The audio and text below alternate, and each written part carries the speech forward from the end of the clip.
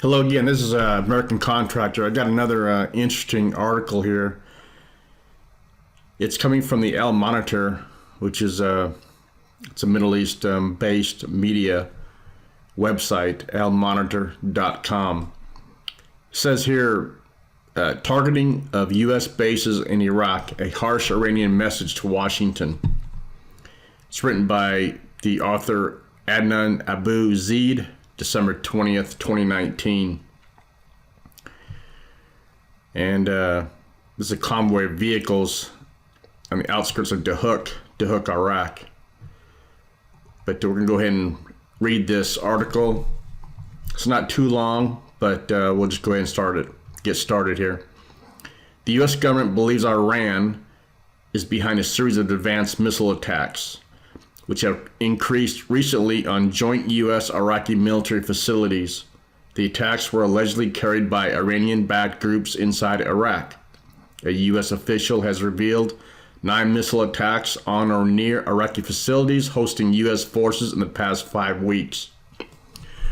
So there's 9 missile attacks in the last 4 to 5 weeks. Now, how much more attacks are we going to be able to take before we respond back? Hope it's, we're just, never mind. Most recently, Iraqi authorities announced December 12th that 2 rockets had landed near a military base housing U.S. soldiers in the vicinity of the Baghdad International Airport. On December 5th, Balad Air Base north of Baghdad was hit by 2 missiles. Security sources believe that Kataib Hezbollah, the most prominent Iran-backed PMU, People Mobilization Unit, factions, was behind that attack. One day before that, Ain al-Assad base, the focal point of the U.S. forces' presence in Iraq, was hit by 5 missiles. On November 8th, 17 rockets landed on Quara base in Nineveh province. Security forces accused terrorist members. On July 17th, the Taji camp, a base for U.S. forces north of Baghdad, was hit by Katyusha rockets. Mortar fire was also directed at the base on October 28th. Military bases were not the only targets. On June 19th, a rocket landed near an oil drilling site that houses the U.S. giant ExxonMobil in the city of Basra in southern Iraq.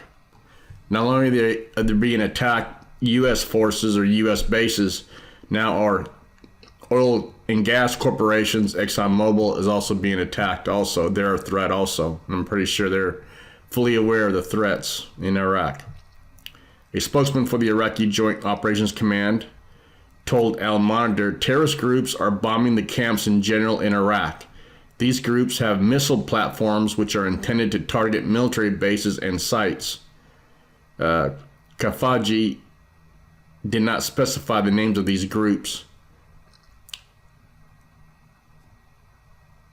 We need to start targeting these missile platforms. Not hard to spot. We got drones in the air, so not hard to spot these missile platforms. A security analyst close to the Iraqi intelligence services from the Development Research Center told Al Monitor, quote, "The attacks on bases are not new. At the start of the past 2 months, attacks have been repeated by groups and factions opposed to the U.S. presence in Iraq and to the Strategic Framework Agreement between Washington and Baghdad." Now, that Strategic Framework Agreement was signed between Iraq government and the United States government, but I think it's back in 2011. That's still in effect.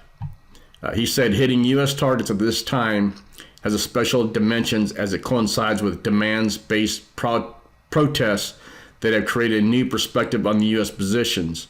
Countries such as Iran have influence, arms, and supporters within Iraq who rush to express discontent with Washington's policies by hitting U.S. targets in Iraq. Abu Raghif expected the attacks on U.S. bases to increase in pace due to the worsening political and security situation in Iraq. Of course they are. U.S. forces are stationed in Iraq at several bases. In northern Iraq, there is a base near Sinjar and other areas in the areas of Atrush and Al-Hiri. in addition to 2 bases in the city of Halabja, Sulaymaniyah province near the Iranian border, and at the Qarara military airport south of Mosul. U.S. forces are also present in western Iraq at the Al-Assad base and the Habbaniyah base in Anbar province. In central Iraq, the U.S. military has a stronghold at Balad Air Base in Saladin province to control F-16 air sorties. Another U.S. military force is present at Taji Camp, north of Baghdad, for training purposes. U.S. forces are also deployed at the Baghdad International Airport for command and intelligence services.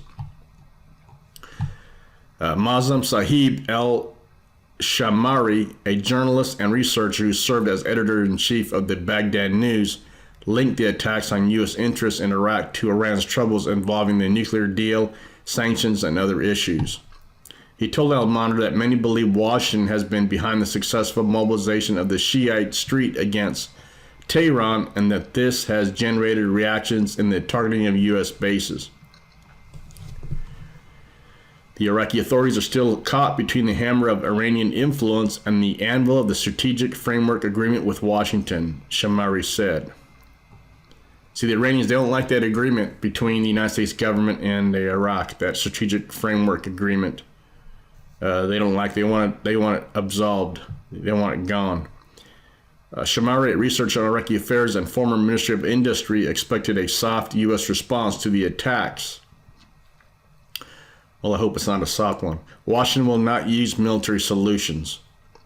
Ali Tamami, a former legal expert and judge who specializes in international law, predicted a U.S. and Iraqi diplomatic and legal response to the attacks.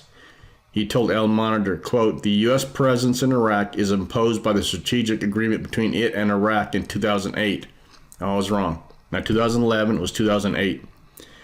Any attack on this presence is classified according to the Iraqi counterterrorism law as a terrorist act, irrespective of the perpetrating party, group, or militia." Tamimi said the Iraqi government ought to investigate and catch the perpetrators and hold them accountable according to Article 4 of the anti-terrorism law. Quote, "Iraq has also filed a complaint against countries that support the attackers and help these groups under Articles 1, 2, and 3 of the United Nations Charter." Political analyst Maher Jody of the El Madin Center for Research said the attacks fall within the scope of the history of the escalating American-Iranian conflict.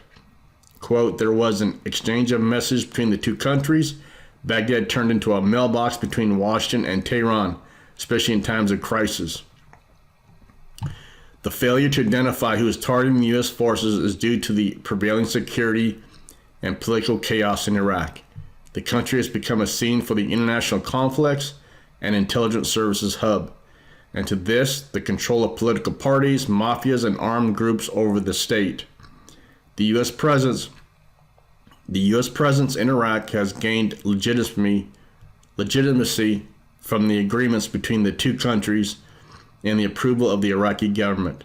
This requires a political and security decision that prevents attacks and ensures that U.S. forces not attack any country, especially Iran, from Iraq. Thus, the justification that could push the factions loyal to Tehran to target U.S. forces in Iraq would cease to exist."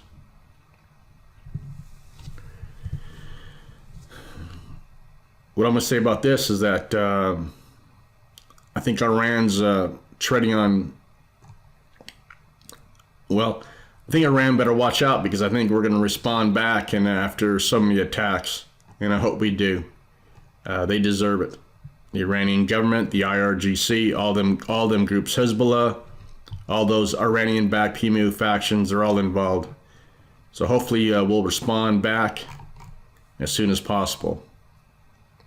We don't need attacks on our U.S. forces or our civilians or civilians that are over there working. If you like this video, go ahead and give me a thumbs up, make a comment below, and subscribe to the YouTube channel. And thank you for watching.